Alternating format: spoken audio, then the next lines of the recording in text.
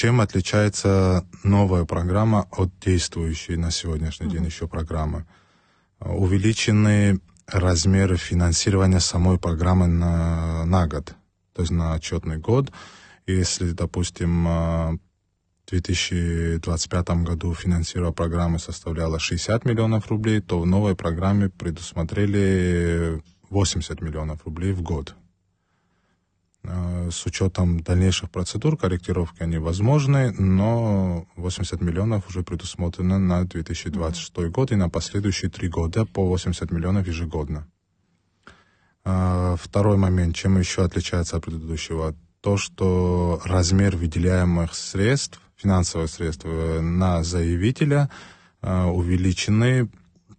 Если в 2025 году составлял, значит, это минимально, это 700, максимально 1 200 000, то сегодня от 1 200 000 до 1 700 000 увеличены выделяемые средства. То есть не более 1 700 000 и не менее 1 200 000.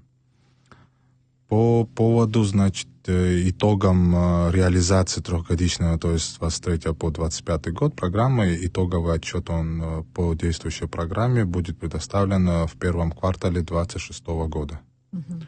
Но за 25 год комиссией рассмотрены обращения всех граждан, попадающих в последующие категории. Это инвалиды войны первой группы Отечественной войны народа Абхазии 1993 годов, у кого, значит, эти инвалиды на иждивении, а также сам заявитель является инвалидом детства. Данные категории тоже в полном объеме рассмотрены. У нас пару заявлений граждан остались, которые требуют определенных доработок.